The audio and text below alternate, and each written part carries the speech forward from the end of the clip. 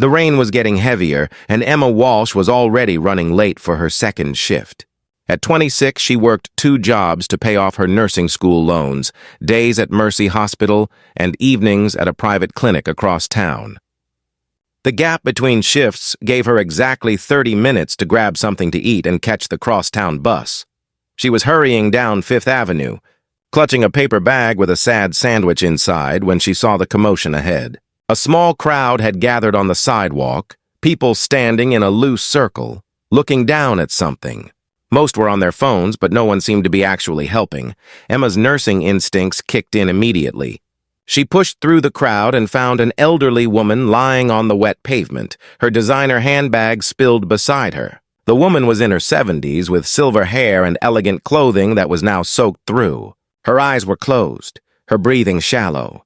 "Did someone call 911? Emma asked, already kneeling beside the woman, her sandwich forgotten. "I think someone did," a bystander offered vaguely. "You think?" Emma checked the woman's pulse. Weak but steady. She looked at the crowd. "I need someone to call 911 right now, and I need a jacket or something to keep her warm." A few people scattered, but most just stood there recording on their phones. Emma felt a flash of anger but pushed it aside. The woman needed help, not judgment of bystanders. "Ma'am, can you hear me? I'm a nurse. You're going to be okay." Emma carefully checked for injuries, assessing whether it was safe to move her. No obvious signs of trauma, but the woman was unconscious and possibly in shock. A man in a business suit finally offered his jacket. Emma used it to cover the woman, trying to keep her warm and dry. The rain was coming down harder now, and Emma's scrubs were soaked through, but she didn't move. "The ambulance is coming," someone called out. "They said 10 minutes. 10 minutes. Emma nodded and continued monitoring the woman's vitals, talking to her softly, even though she couldn't respond. "Stay with me. Help is coming. You're not alone." That's when she noticed the medical alert bracelet on the woman's wrist. Emma examined it quickly. Heart condition. Medications listed. And a name. Catherine Montgomery. Emma's eyes widened. Montgomery. As in Montgomery Industries? The business empire that owned half the buildings in the city? She looked at the woman's expensive clothing, the designer handbag, the jewelry that was probably worth more than Emma made in a year. But it didn't matter who she was. Right now, she was just a patient who needed help. The ambulance finally arrived, and Emma briefed the paramedics quickly and professionally. As they loaded Catherine onto the stretcher, an older man in a chauffeur's uniform pushed through the crowd, his face stricken. "Mrs. Montgomery! Oh, God, what happened?" "Are you with her?" Emma asked. "I'm her driver. I pulled up to get her after her lunch meeting, and I saw the crowd. I parked and ran over." He looked devastated. "I should have walked her to the restaurant. She insisted on going alone." "She's stable," Emma assured him. "The paramedics are taking her to Mercy Hospital." "You should follow them. Thank you." "Thank you so much." The driver gripped Emma's hand. "What's your name?" "Mrs. Montgomery will want to know who helped her." "Emma Walsh." "But really? I just did what anyone would do." "No," the driver said firmly. "Most people just stood there with their phones. You saved her life." After they left, Emma stood on the sidewalk, soaked and shivering, realizing she'd missed her bus. She'd also lost her sandwich somewhere in the chaos, and she was definitely going to be late for her second shift. But Catherine Montgomery was alive. That was what mattered. 3 days later, Emma was finishing up her shift at Mercy Hospital when her supervisor called her into the office. "Emma, there's someone here to see you. He says it's important." Emma's stomach dropped. Had she done something wrong? Was this about being late to the clinic the other night? But when she entered the office, she found a man in an expensive suit waiting for her. He was tall, maybe in his late 30s, with dark hair and intense eyes. There was something commanding about his presence, and Emma felt suddenly very aware of her rumpled scrubs and tired appearance. "Miss Walsh? I'm Julian Montgomery." "Catherine Montgomery is my mother." Emma's breath caught. "How is she?" "Is she okay?" "She's recovering well, thanks to you. The doctor said if you hadn't been there, if you hadn't known to check her medical alert bracelet and keep her stable, she might not have made it. She has a serious heart condition, and fainting in the rain like that could have been fatal. I'm so glad she's all right." I was worried. Julian studied her with an intensity that made Emma uncomfortable. You missed your shift at the clinic that night. You ruined your clothes. You probably caught a cold from kneeling in the rain. And you didn't even leave your name with the paramedics. I didn't need credit. I was just doing my job. You weren't on the clock. You were on your way to your second job. Most people would have walked past. Then most people shouldn't be nurses, Emma said simply. Julian's expression softened slightly. My mother wants to thank you personally. She's asking to see you. Would you be willing to visit her? Of course. Is she here at Mercy? No, she's been transferred to a private facility. But I can have my driver pick you up after your shift. Emma hesitated. Private facility meant money, a lot of money. And Julian Montgomery clearly moved in circles far removed from her world of double shifts and student loans. That's really not necessary. I can take the subway. Miss Walsh, please. My mother is insisting, and when Catherine Montgomery insists on something, it's easier to just agree. Besides, you saved her life. The least we can do is provide transportation. So 2 hours later, Emma found herself in the back of a luxury car, being driven to an exclusive medical center that looked more like a 5-star hotel than a hospital. The driver, the same man from the street, kept thanking her profusely the entire way. Catherine Montgomery's room was on the top floor, with floor-to-ceiling windows overlooking the city. The woman herself was propped up in bed, looking pale but alert. Her silver hair was perfectly styled, and even in a hospital gown, she had an air of regal dignity. Emma Walsh, Catherine said warmly as Emma entered. Come here, dear. Let me look at you. Emma approached the bed, feeling awkward and out of place. I'm so glad you're feeling better, Mrs. Montgomery. Thanks to you. Julian told me how you stayed with me in the rain, how you knew exactly what to do. The doctor said your quick thinking saved my life. I'm a nurse. It's what I'm trained to do.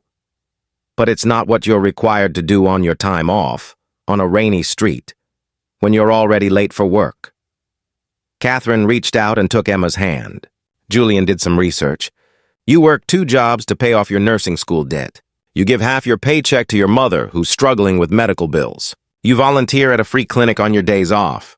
You're quite remarkable, Emma. Emma felt her cheeks warm. You didn't need to investigate me. I needed to know who saved my life. And what I learned is that you're exactly the kind of person this world needs more of. Catherine paused, which is why I want to offer you a job. I have 2 jobs already, Mrs. Montgomery. I'm aware. This would replace both of them and pay significantly more. I need a private nurse, someone I can trust, someone who actually cares about patients rather than just collecting a paycheck. My heart condition requires monitoring, and I've been through 6 nurses in the past year. They were all perfectly qualified, but they treated me like a medical chart rather than a person. Emma hesitated. Mrs. Montgomery, I appreciate the offer, but I don't think I'm the right fit.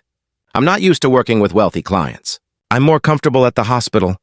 You're comfortable helping people who need help, Catherine corrected. I need help, Emma. And more than that, I need someone who sees me as Catherine, not just as a Montgomery. Will you at least consider it? I'll think about it, Emma said finally. Good. Julian will give you the details. Catherine squeezed her hand. And Emma? Thank you. For staying with me in the rain. For not walking past like everyone else did. Over the next week, Emma found herself thinking constantly about Catherine's offer. The salary was almost 3 times what she made working both her current jobs. She could pay off her loans, help her mother more, maybe even save something for the future. But it felt wrong somehow. Like she'd be abandoning the patients at Mercy Hospital who really needed her. She was still debating when Julian showed up at the hospital again. My mother is being discharged tomorrow. She's asked me to make you the offer officially. Along with this, he handed Emma an envelope. Inside was a check for an amount that made her gasp. This is too much. I can't accept this. It's not payment. It's a signing bonus contingent on you accepting the position. And before you refuse, let me tell you what the job actually entails. Julian explained that Catherine needed someone for 12-hour shifts, 3 days a week. The rest of the time, Emma would be free. The job included full benefits, a housing allowance, and opportunities for professional development. She's also planning to establish a foundation, Julian continued. a scholarship fund for nursing students from low-income backgrounds. She wants you to help run it. You'd still be helping people, Emma, just in a different way. Why me? There are thousands of nurses in this city. Because you're the one who stopped. You're the one who knelt in the rain and held my mother's hand and made her feel like she mattered. That's not something you can teach or buy. That's character. Emma took the job. Working for Catherine Montgomery was nothing like she expected. Yes, there were medical duties, monitoring vitals and managing medications. But mostly Emma found herself being a companion. They talked for hours. Catherine told stories about building her late husband's business empire after he died, about the loneliness of wealth, about her fears of being seen as just a bank account rather than a person.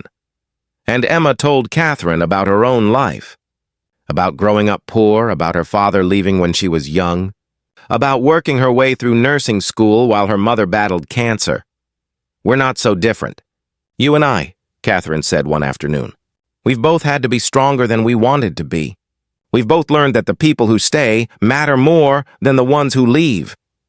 Julian was around often, checking on his mother, but also, Emma noticed, finding reasons to talk to her. He'd ask about Catherine's health, but then linger to discuss other things. Books they'd both read, places they'd traveled, dreams they'd set aside for practicality. "You're not what I expected," Julian said one evening after Catherine had fallen asleep. They were in the sitting room of the Montgomery penthouse where Emma now spent most of her working days. "What did you expect? Someone who would be impressed by wealth, who would be deferential or trying to get something. But you're just yourself. You argue with me about healthcare policy. You tell me when you think I'm wrong.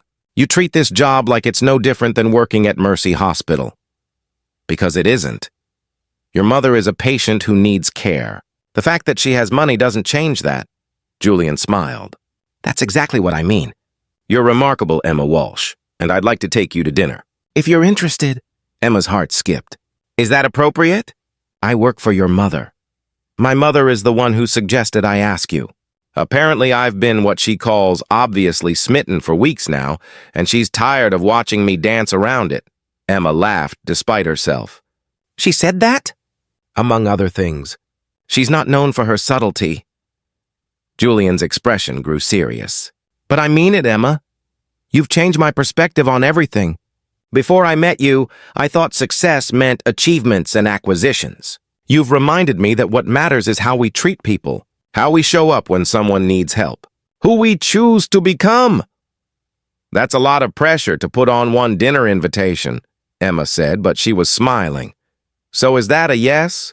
"Yes, but somewhere normal. Not some restaurant where the menu doesn't have prices. Deal." They dated for 6 months, keeping it quiet at first, then gradually letting their relationship become public. The media had a field day with it, the billionaire CEO and the nurse who'd saved his mother's life. But Emma and Julian learned to ignore the noise. Catherine, meanwhile, threw herself into establishing the Nursing Scholarship Foundation. Emma helped design the application process, ensuring it went to students who truly needed it. The first year, they funded 20 full scholarships. By the third year, it was 50. "You've given me a second chance at life," Catherine told Emma one afternoon. "Not just by saving me that day on the street, but by reminding me what matters. I spent so many years building wealth and influence. Now I get to spend my time giving it away to people who will use it to help others. That's legacy." 2 years after that rainy day on Fifth Avenue, Emma and Julian were married in a small ceremony at the Montgomery estate. Catherine walked Emma down the aisle, refusing to hear any arguments about tradition. "You're the daughter I never had," Catherine said simply. "This is where I belong." Emma continued nursing, but now she split her time between caring for Catherine and teaching at the nursing program the foundation had established. She trained young nurses to see patients as people, to stop when someone needed help, to remember why they'd chosen this profession. And every year, on the anniversary of the day, she'd stop to help a stranger in the rain. Emma and Julian went back to that street corner. They'd stand there for a moment, remembering how their lives had changed because Emma had made a choice to be compassionate when it would have been easier to walk past. "Do you ever regret it?" Julian asked one year. "Stopping that day? Your life would have been simpler." "Simpler isn't the same as better," Emma said. "I'm where I'm supposed to be, doing what I'm meant to do." with people I'm meant to love. That's worth any complication. Catherine lived another 15 years, long enough to see the foundation grow into a national program, long enough to meet her 2 grandchildren, who she spoiled shamelessly, long enough to see Emma become the director of nursing education at one of the city's top hospitals. When Catherine finally passed away peacefully in her sleep, surrounded by family, her last words to Emma were simple. "Thank you for stopping. Thank you for seeing me." At the funeral, hundreds of people came to pay their respects. Business leaders and politicians and society figures, but also dozens of young nurses, graduates of the scholarship program, who stood in uniform to honor the woman who'd given them their chance. "She changed my life," one of them told Emma. "I was working 2 jobs, drowning in debt, ready to give up. The scholarship saved me. Mrs. Montgomery saved me." "She didn't save you," Emma said gently. "She gave you an opportunity. You saved yourself by taking it." That's what Catherine understood. We can't save people. We can only show up when they need help and trust them to do the rest. Years later, Emma would tell her grandchildren about the rainy day she'd stopped to help a stranger, about how a single moment of compassion had changed not just her life, but the lives of countless others. "The world tells you to look out for yourself," she'd say, "to mind your own business, to let other people's problems be other people's problems. But every person you pass on the street is someone's mother, someone's child, someone who matters. And sometimes the person who needs help isn't just the one lying on the ground. Sometimes it's the one who stops to help. Sometimes we save each other." And in a city of millions, in a world that often felt too big and too cold, that message spread. Students who'd received scholarships became nurses who stopped to help. Those nurses taught others. Those others paid it forward, all because one young woman, running late for her shift and soaked to the skin, had made the choice to kneel in the rain beside a stranger and say, "You're not alone." That was Emma Walsh's legacy. Not the fortune she married into or the foundation that bore her name, but the simple, radical act of choosing compassion when compassion wasn't convenient, of seeing people when it would have been easier to look away, and proving one life at a time that kindness changes everything. Thank you for listening to this story. If it touched your heart, please like, share, and subscribe. Leave a comment below telling us about a time when you stopped to help someone, or when a stranger's kindness changed your day. Your stories remind us that we all have the power to make a difference, that the smallest acts can have the biggest impact, and that the world changes one compassionate choice at a time. Until next time, remember that everyone you meet is fighting a battle you know nothing about, that stopping to help is never wasted time, and that sometimes the person you save ends up saving you right back.